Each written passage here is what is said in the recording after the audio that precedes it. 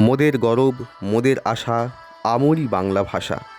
21শে ফেব্রুয়ারি 2026 আন্তর্জাতিক মাতৃভাষা দিবস উপলক্ষে হাওড়া জেলার শ্যামপুর থানার অন্তর্গত দেওড়া নহলা বৈকুণ্ঠপুর সমবায় সমিতি সভাগৃহে অনুষ্ঠিত হয় চেতনা সাহিত্য পত্রিকার উদ্যোগে ভাষা শহীদ দিবস। চেতনা সাহিত্য পত্রিকা সম্পাদক শ্যামল জানার উদ্যোগে এই মহতী সভায় এলাকার বিশিষ্ট কবি সাহিত্যিক ও লেখকগণ উপস্থিত ছিলেন। এদিন শ্রদ্ধায় স্মরণে অমর শহীদদের প্রতি বাংলা কবিতা উচ্চারণের মধ্য দিয়ে সমৃদ্ধ করেন এদিনের এই সভার অঙ্গন। উপস্থিত ছিলেন এলাকার কবি ও সমাজসেবী অসিত বরণ সাউ, অধ্যক্ষ ডক্টর অনুপ মাঝি, বোধনস্বর পত্রিকা সম্পাদক অশোক বিশ্বাস, কবি বনদেব মাঝি, কবি তুষার শুভ্র মাইতি সহ আরও অনেকে।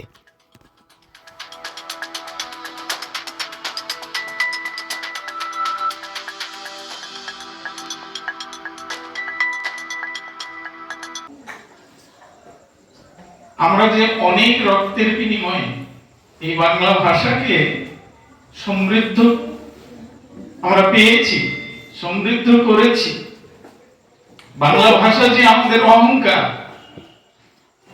বাংলা ভাষা আমাদের আত্মসম্মান, বাংলা ভাষা আমাদের জীবনধারা।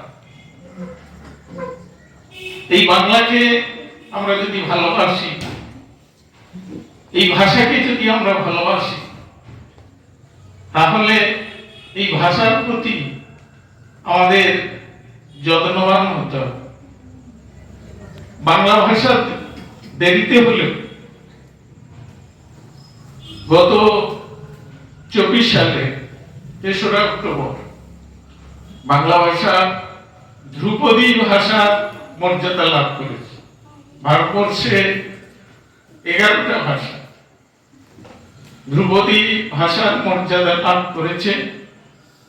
যদিও ভাষার গণনা অনুযায়ী আমরা দেখতে পাচ্ছি যে ভারতবর্ষে 1599টি ভাষা, তার সঙ্গে 122টা ভাষা হচ্ছে সমৃদ্ধ ভাষা ভারতবর্ষে। আজকের যুগে কিন্তু দাঁড়িয়ে এই বাংলা ভাষা শুধু নয়, এই যে কথাটা এলো আন্তর্জাতিক মাতৃভাষা, হ্যাঁ অবশ্যই করে সাঁওতালি ভাষারও আজকে আন্তর্জাতিক মাতৃভাষা দিবস, আর ওড়িয়ারও আজকে মাতৃভাষা দিবস, আর কন্নড়েরও আজকে মাতৃভাষা দিবস, আজকে সবার মাতৃভাষা দিবস।